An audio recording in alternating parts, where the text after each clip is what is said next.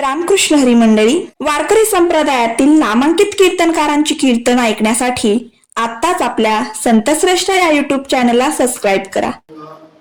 या संसांसी निर्विजीवजते आणि तुझे काही तुकामणे आता उदार तू होई मजठी विपाली संताने असून समर्थ सगळे घेतलेला अभंग अत्यंत असा हा उत्कृष्ट तीन चरणांचा श्रीमंत तुकोबारांचा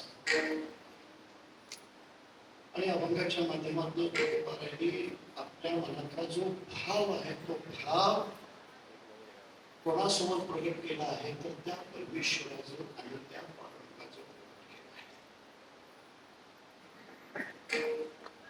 वास्तविक माझ्या मनामध्ये विधावस्था अशी झालेली आहे.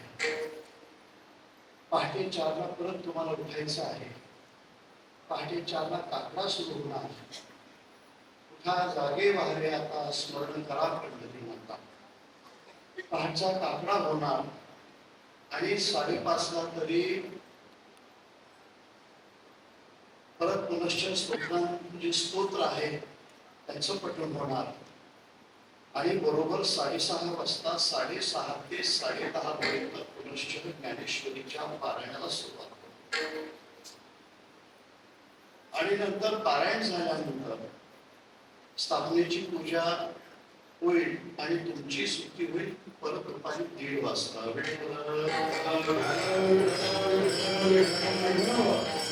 म्हणून इथे आलेला माणूस कोण मोकळा आहे इतकं तुम्ही थोडासा विचार कोणीही मोकळा आहे. पण परंपरेनुसार विचार आपण करायला हवं. आपल्याला सेवा आपल्या वेळेच्या आत आपल्याला करायची. वेळेचं भान ठेवूनच मला बोलायचं.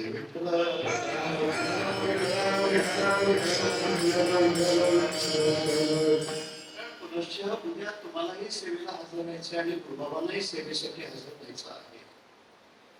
त्या निमित्तानं आपण आपल्या वेळेमध्ये ही सेवा पण करूयात. त्यांच्या 16 तारखेपासून तुकाराम विजयपासून रामलल्लांच्या या जन्मभूमीमध्ये या नगरीमध्ये आपल्या 228व्या नाथषष्ठीच्या उत्सवाला सुरुवात झालेली आहे. आणि या उत्सवाच्या निमित्तानं आपण आनंद घेत आहोत. तो मात्र सत्संगाचा आनंद आहे, नामस्मरणाचा आहे, भजना कीर्तनाचा आहे आणि संत महात्म्यांच्या सहवासाचा तो आनंद आपण घेत आहोत. त्या निमित्तानं सेवेसाठी घेतलेला आनंद वारकरी संप्रदायामध्ये कोणाला माहिती नाही अशातला हा अभंग नाही. काही जणांना काही अभंग पाठ असतात, काही जणांना ते अभंग माहिती असतात. पण गाथातली सर्वच अभंगावरती त्यांचं काही चिंतन झालेले असे काही म्हणता येत नाही. काही ते वाचलेले असतात, कानावरती पडलेले असतात.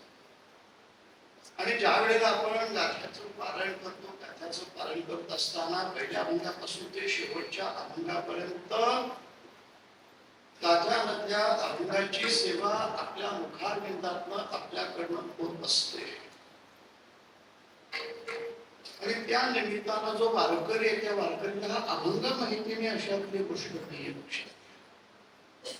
त्या अभंगाचं वैशिष्ट्य काय आहे, त्या अभंगाचं महत्व काय आहे. ज्यांना परमार्थ साधनेमध्ये परमार्थामध्ये ती साधना परिपूर्ण अवस्था प्राप्त करून घ्यायची आहे आणि जन्म आणि मृत्यूतनं ज्यांना सुटका करून घ्यायची आहे त्यांनी अभंगाचं त्यांनी चिंतन करावं.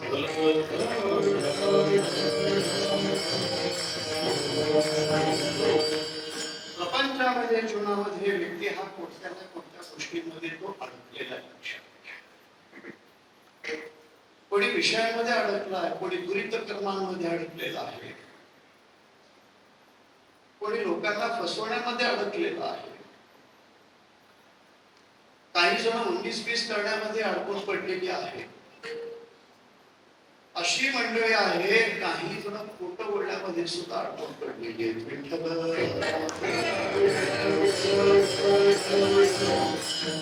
अनेक प्रकारे विचार करत असताना अनेक जण कोणत्या ना कोणत्या याच्यामधून ते अडकून पडलेले आहेत. पण त्यातून ते बाहेर येऊ शकत नाही.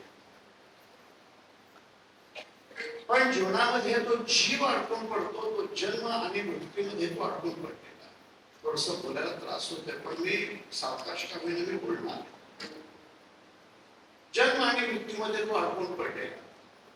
पण शास्त्र असं सांगतं की जीवनातलं जर सर्वात पहिलं दुःख कोणतं असेल, शब्दांकडे लक्ष द्या.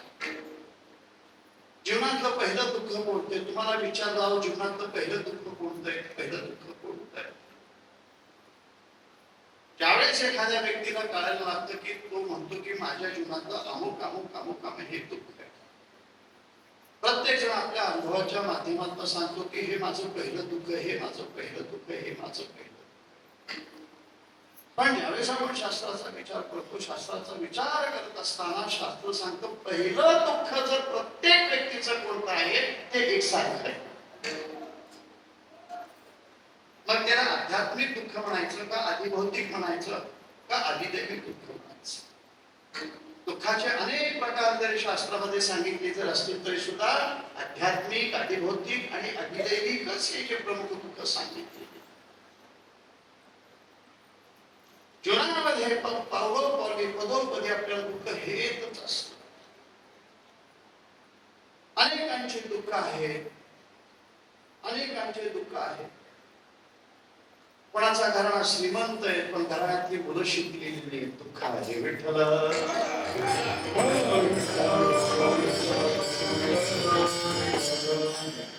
पैसा भरपूर आहे, सुबत्ता खूप आहे, पण घरातली मुलं काही शिकलेले, वरचा मजला पूर्ण रिकामा झाला.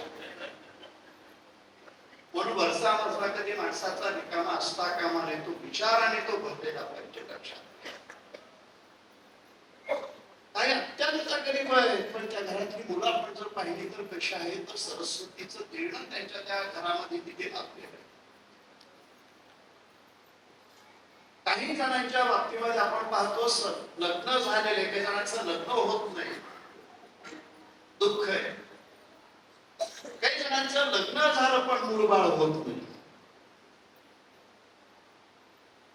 लग्न झालं, मुलंबाळ झाली पण मुलं चांगली निघाली नाहीत. विठ्ठल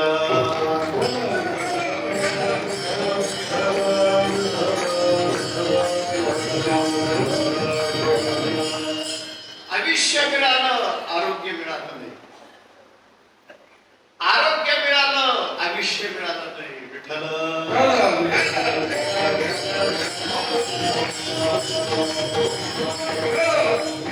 आयुष्य मिळालं, यश मिळालं नाही. जीवनामध्ये आयुष्य चांगलं पाहिजे. आयुष्यापेक्षा त्या जीवनामध्ये निरोगता त्या जीवनामध्ये पाहिजे. त्याचं जीवन हे कसं पाहिजे, कोणत्याही तिथे त्याला आधी व्याधी असता का म्हणजे एक आधी आणि व्याधी सांगितली शास्त्रात, म्हणजे त्याचे खूप व्याख्या केली. निरोगी जीवन इंग्रजीमध्ये म्हणून काय सांगितलं जातात, कोणी बोलायला लागलं तर हेल्थ इज वेल्थ. सगळ्या जीवनामध्ये महत्वाचं काय, हेल्थ इज वेल्थ. माणूस कसा पाहिजे, हा तंदुरुस्त पाहिजे. तंदुरुस्त कशासाठी, प्रपंचाच्या सोबत संसाराच्या सोबत परमार्थ सुद्धा त्याला साध्य करण्यासाठी तो कसा पाहिजे, तर तो तंदुरुस्त पाहिजे.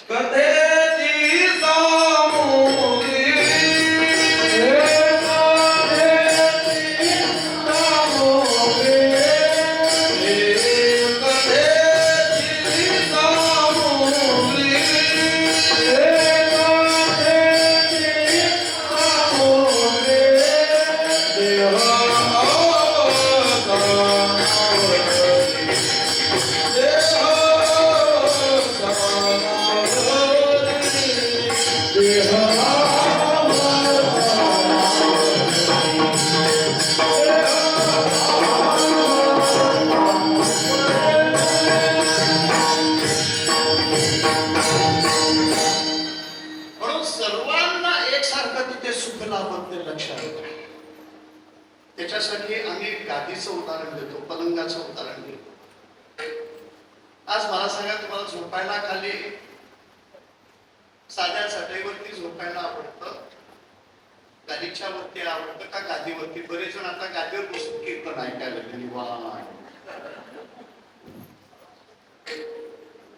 जितक्या सुखसोया मी तुम्हाला देऊ तितक्या माणसाला वाटतं की बस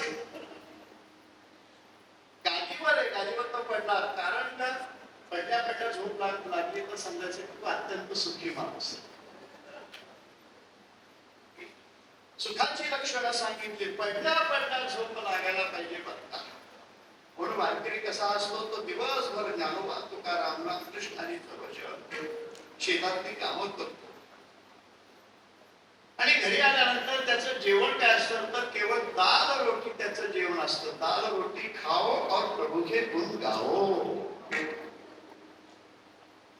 पण जेवण सात्विक ठेवा.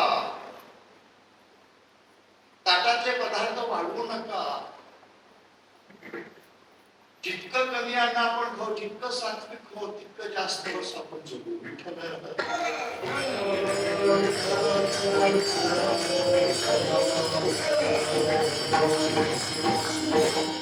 सुखाबद्दल बोलायला लागलं, गादीवर आपण पोहोचलेले आहोत. पण त्यानंतर आपण पाठ आपली गादीला टेकवली. पाठ टेकवल्यानंतर आपल्या अंगाचे किती भाग उघडे झाले मला सांगा. पाठ मात्र फक्त गादीला टेकलेली. पोट उघडं पडलेलं आहे. उजवी बाजू डावी बाजू हे उघडी पडलेली. डाव्या कुशीवरती आलो, फक्त एका बाजूला आपल्याला सुख मिळालं, बाकीचे आपले 3 अंग मोकळे पडले. सर्व अंगांनी सर्व बाजूनी आपल्याला कोणाला तिथे सुख मिळणार आहे तुम्ही मला सांगा. आज दशरथासारखा राजा पूर्ण सुख कुठं मिळालं मला सांगा. दशरथाच्या वाक्यामध्ये आपण पाहत असताना राजघराण्यामध्ये यांचा जन्म झाला, सर्व काही झालं, पण परिपूर्ण सुख कुठं मिळालं. कुंतीच्या बाबतीमध्ये पाहत असताना कुंतीला परिपूर्ण सुख कुठं मिळालं मला सांगा.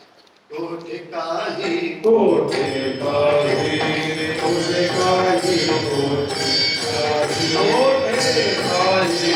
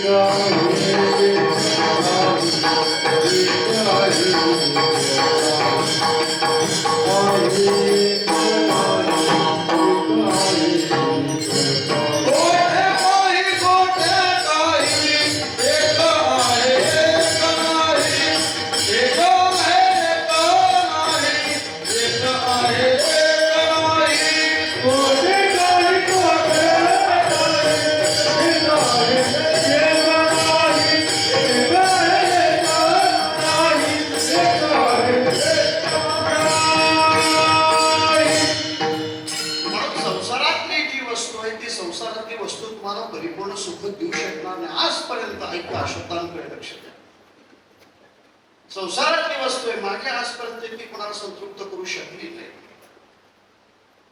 त्या वस्तूमध्ये एवढी ताकद देईल, त्या जीवाला परिपूर्ण सुख देण्याचं सामर्थ्य.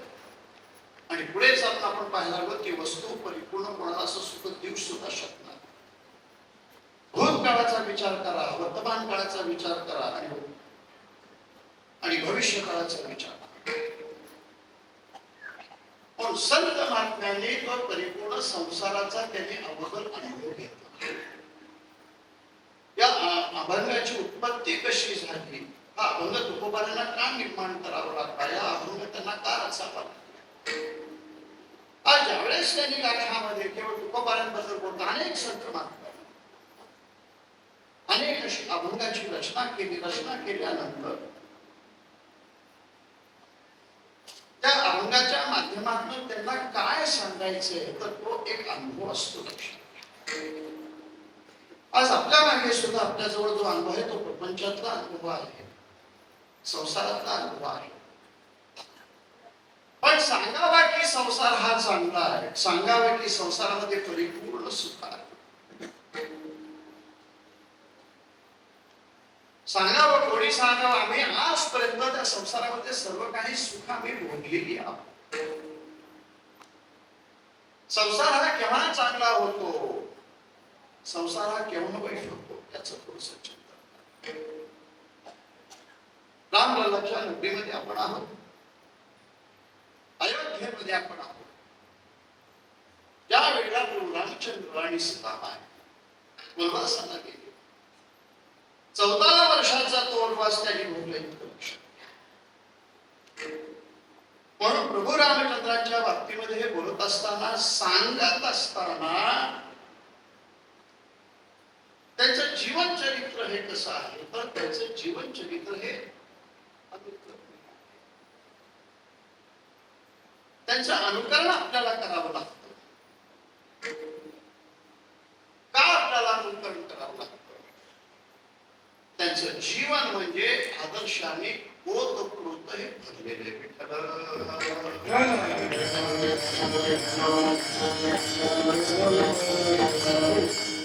परत कीर्तनाला मी विषयांतर होऊ देत नाही, पण थोडस रामाची नदी म्हणून थोडस रामाबद्दल दोन शब्द मी बोलू इच्छितो.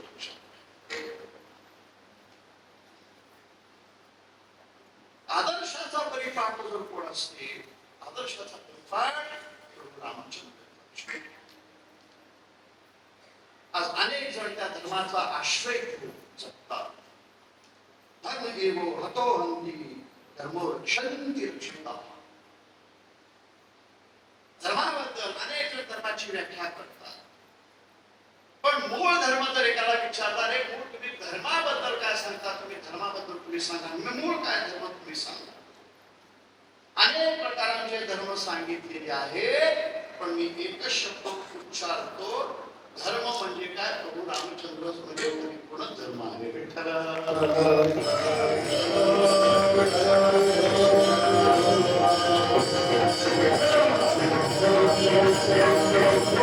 वारकरी संप्रदायामध्ये आपण केवळ एका भगवंताचं नाव घेत नाही, तिथे अगोदर रामाचं स्थान मोठे बघतात. रामानंतर आपला जो महामंत्र जो आहे, त्या महामंत्रामध्ये रामाचं आहे अगोदर नाव येतं, प्रभू रामांचं येतं. केवळ आपण रामाचं नाही, त्या जोडीला श्रीकृष्ण परमात्म्याचं सुद्धा आपण तितक्याच आपण हर्षोल्लास आपण घेतो. रामानंतर कोणाचा घेतो? कृष्ण. आणि कृष्णानंतर आपण घेतो हरीचं घेतो. म्हणून तो काय मंत्र सांगितला? राम कृष्ण हरी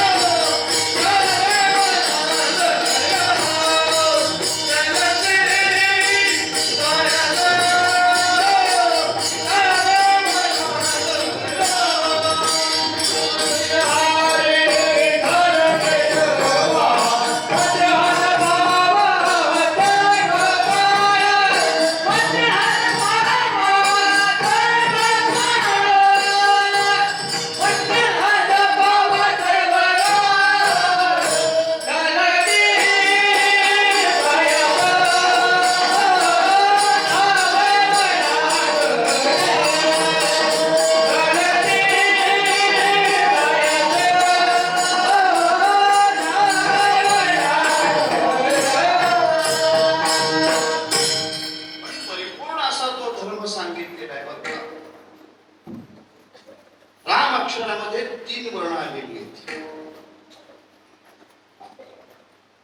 र, अ आणि म. किती वर्ण आले? 3 वर्ण आलेली आहेत. आणि त्या 3 वर्णाचा शास्त्र असं सांगून जातं की ज्याच्यामध्ये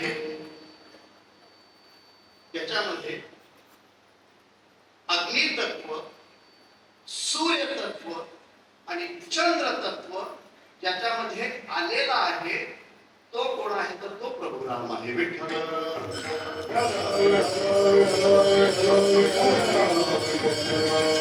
म्हणजे याचा अर्थ असा आहे की बाबा त्या अग्नीचा जो गुणधर्म जर काय आहे त्याच्या सानिध्यामध्ये कोणी जरी आला तरी सुद्धा त्याला भस्म करून टाकायचं लक्ष भस्म इतकंच नव्हे पण चंद्राची शीतळता सुद्धा त्यांच्यामध्ये आहे ना. केवळ घटपणा कुठे केवळ अग्निपणा तो कुठे. शीतलता प्रदान करण्याचं सामर्थ्य कशामध्ये आहे तर त्याच्यामध्ये. हा दृष्टांत मी कुठे घेऊन जाणार कुठे कीर्तनाला फिरणार आहे लक्षात घ्या. रत्नाकर नाव माहितीये तो कोण होता. बाल्यापुरीचं अगोदरचं नाव काय होतं. रत्नाकर तो होता कारण त्याला संत संगती कशी लाभली म्हणून या कीर्तनाच्या संदर्भात पुढच्या आणि 12 कीर्तन पूर्ण वेळ सुद्धा तुम्हाला सांगून टाकते बाबा गुरुजी किती पर्यंत 12 पर्यंत आपल्याला कीर्तन सेवा करायची आहे आणि 12 नंतर मस्त आपण जो गादीवर झोपला पलंगावर झोपला नंतर या मंडपातच झोपला. विठ्ठल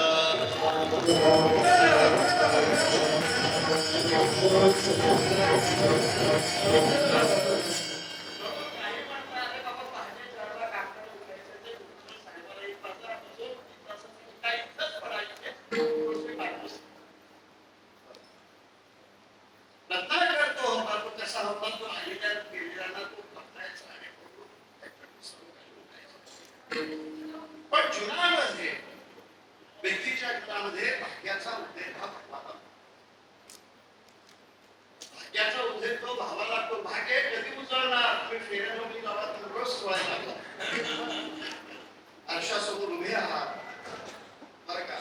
बाजारात फेऱ्यानोबीची देखील काय माहिती असेल आणि तुम्ही रगडत बसलात फेऱ्यानोबी फेऱ्यानोबी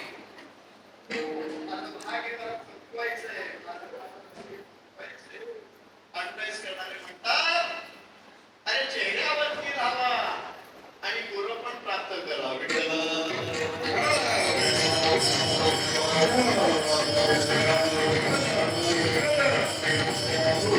पांढऱ्याचा वर आहे तोड धुतला कपाळावरती बाबा एक नामधारी तो गंध ओढला बुका लावला संपलं त्याचं मेकअप संपलं. बाकीचं किती सोपं आहे मला सांग. किती सोपं आहे.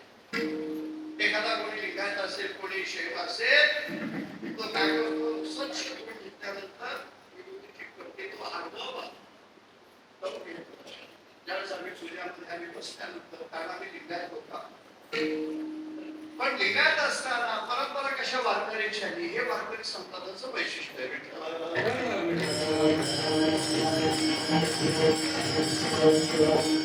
पूजेला बसल्याबरोबर एवढावे लागतात द्राक्षाच्या माळा भस्म लावू महाकाली द्राक्षाच्या माळा भस्म लावू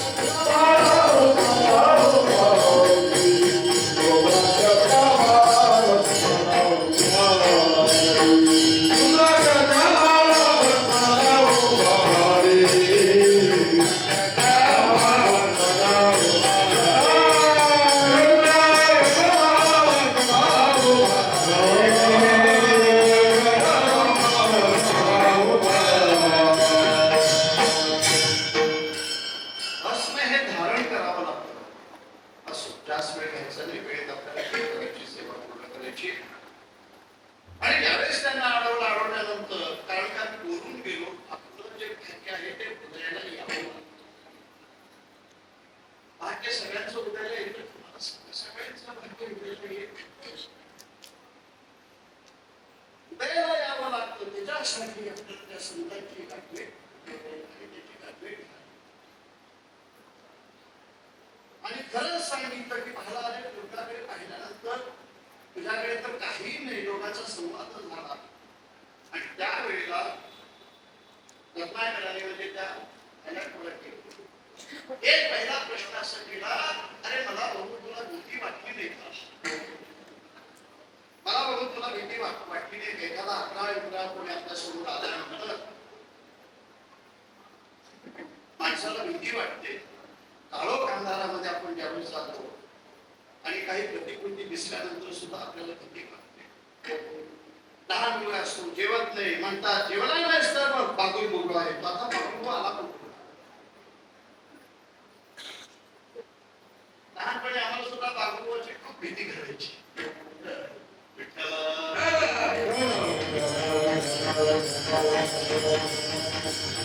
भीती तुला वाटली नाही का? मला पाहून तुला भीती वाटली नाही का? त्यावेळेस आपण प्रवास करत असतो आणि प्रवास करत असताना मुली वाटसून भेटला. आढळल्यानंतर तो आपल्याला लुटारूसाठी तसं उलटत लागला. आपल्याला भीती वाटते, कारण का शेवटी माणसाचा जीव हा त्याला प्यारा असतो. माणसाचा जीव त्याला वाचवायचा असतो, स्वतःचा जीव त्याला वाचवायचा असतो. आणि प्राणापलीकडे काही असेल तर तो सुद्धा अंगावरचा सोनं नाणं पैसा आहे तो तुमचा. भीती वाटली नाही का? त्यावेळेस नारदाचं उत्तर खूप मस्त आहे. नारदाचं उत्तर, अरे आम्ही सदैव नामस्मरणामध्ये असलेली माणसं आहोत. नामस्मरण सदैव आम्ही घेतो, त्या परमेश्वराच्या चिंतनामध्ये राहतो, म्हणून आम्हाला कुणाची भीती बाळगायची काही गरज नाही.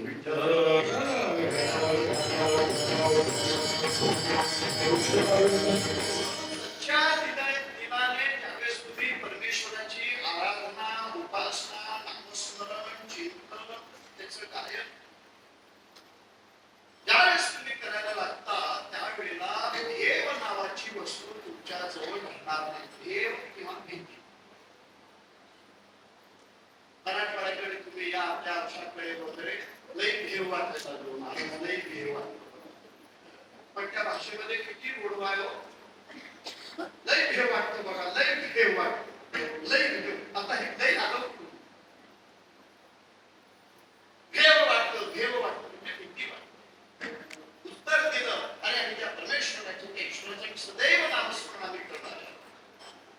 आणि नामस्मरण करत असताना आम्ही कोणाला घाबरत, म्हणून तुम्हाला निर्भय बनायचं असेल तर आश्रय परमेश्वराच्या नामाचं निर्भय व्हायचं आहे, निर्भीड व्हायचं आहे. आश्रय कुणाचं घ्या? त्या परमेश्वराच्या नामाचं आश्रय. आणि त्यावेळेला जास्त दृष्टांत हा वाढवत आणि सांगितलं की बाबा तू हे सर्वांना का मारतोस, कशासाठी करतो? त्यांनी सांगितलं की माझा प्रपंच आहे, माझं घरदार आहे, माझ्या प्रपंचाचं सगळं हे खरी म्हणण्यासाठी मला करावं. दादानी सांगितलं जसं तू म्हणतोस की तुझ्या प्रपंचासाठी तुला हे सर्व काही करावं लागतं, पालन पोषणासाठी, पण जगभरांचं जे पालन पोषण करणार आहे, उदरभरण करणारा कोण आहे?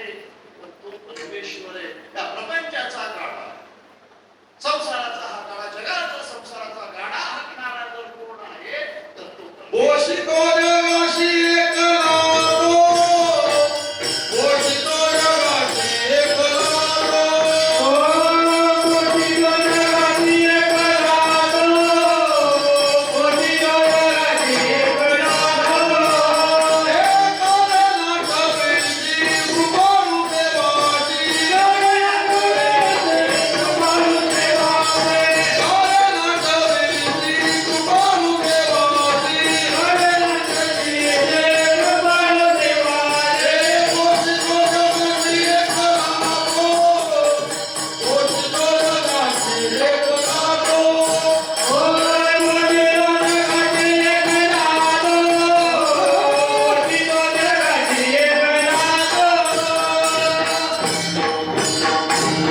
संत श्रेष्ठ या यूट्यूब चॅनलवरील नवनवीन व्हिडिओज पाहण्यासाठी चॅनलला सबस्क्राईब करायला विसरू नका. शेअर लाईक नक्की करा.